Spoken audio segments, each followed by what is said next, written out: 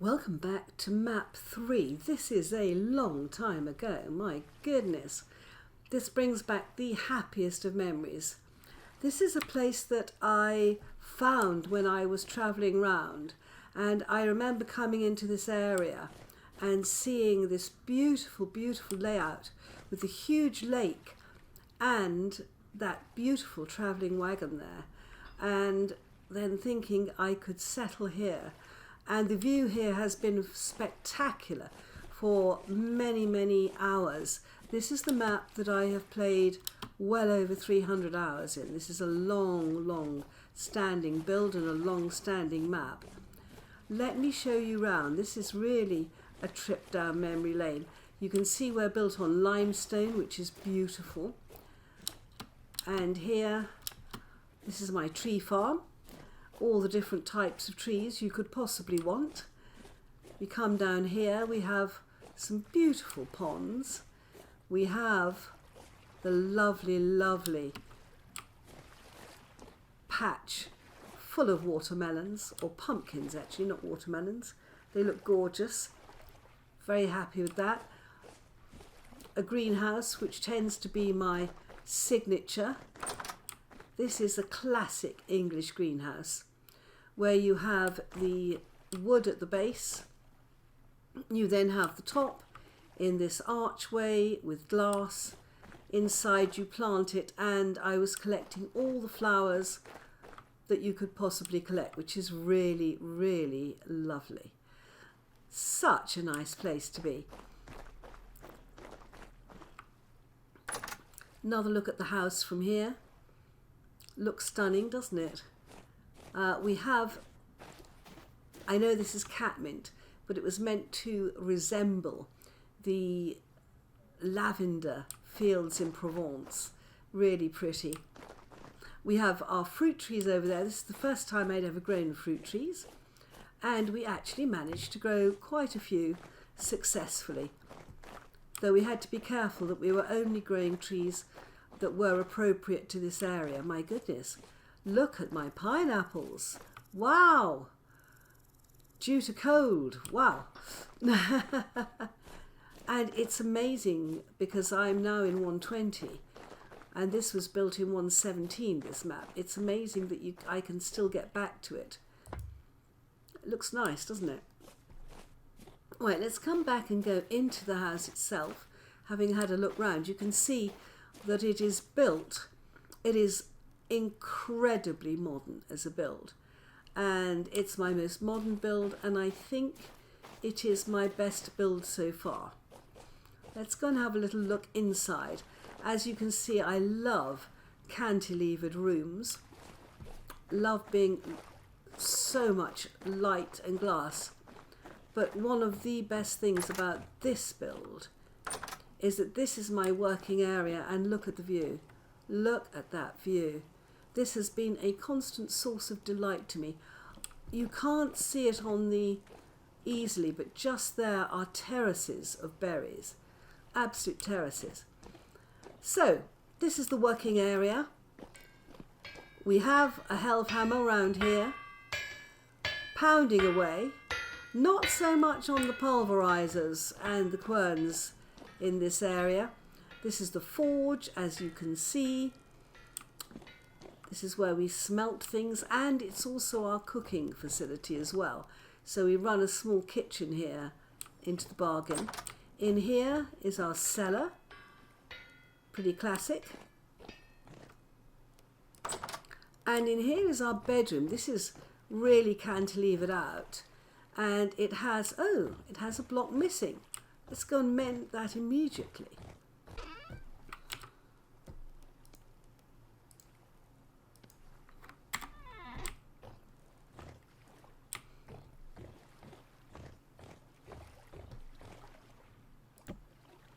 Okay, so 2 wings, what I describe as my yoga studio, and you'll notice how beautifully the chandeliers fit in here. And then over here, somewhere to just sit and have a drink, to look at your crops, to look at the tree farm, to check all is well. Works amazingly well. And this is where they introduced carving pumpkins, as you can see. Little tiny bed, some pictures, and these dreadful, dreadful tables that have come in with 120. We will ignore the tables. So round here we have a little tiny porch, which is where we keep our seeds and things for our farms. And also we have a little tiny armoury round here. 2021 rift flood survivor. We had a problem with rifts. And this is where we had our new display cases, which look lovely. We have a little tiny indoor garden here. Look at this. Very pretty. Going upstairs, we have this small balcony here where we put our collections of scrap clubs and spears and tools. And this is where our large wooden gears are. Coming round here, another little balcony. This is just to look out.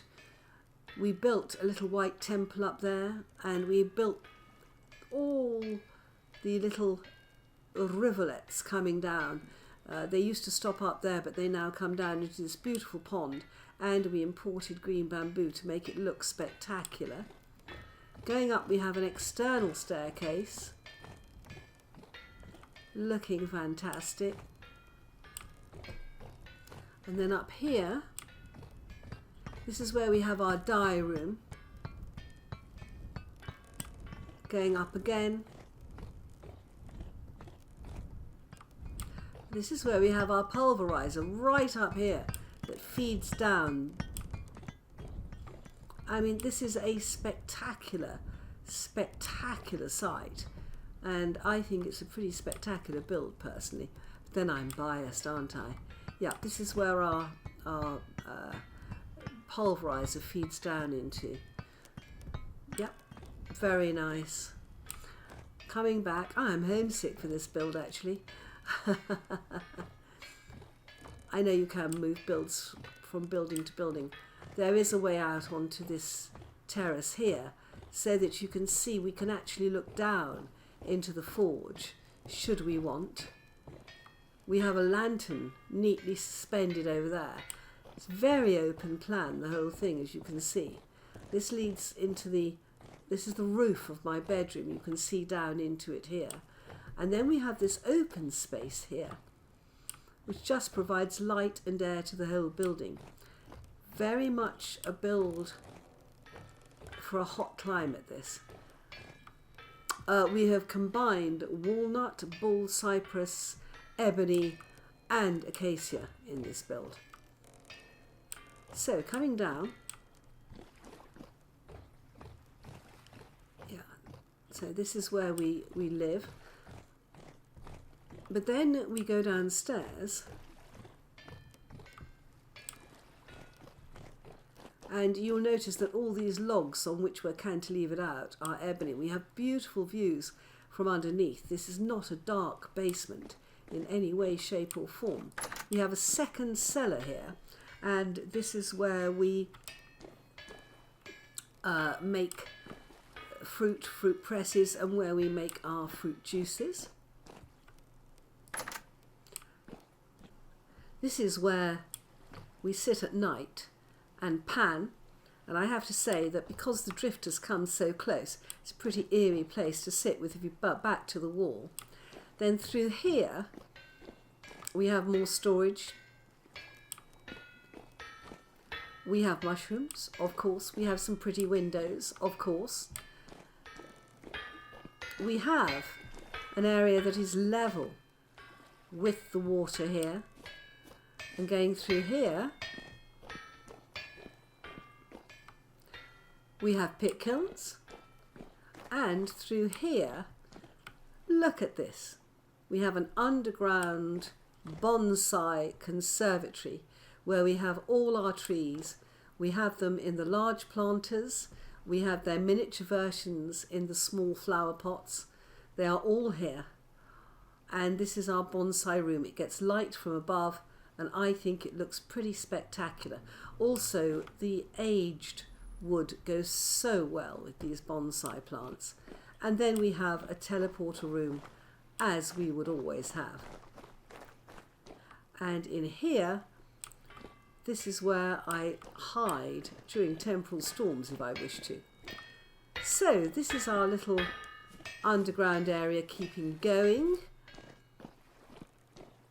And through here, we have a storage room.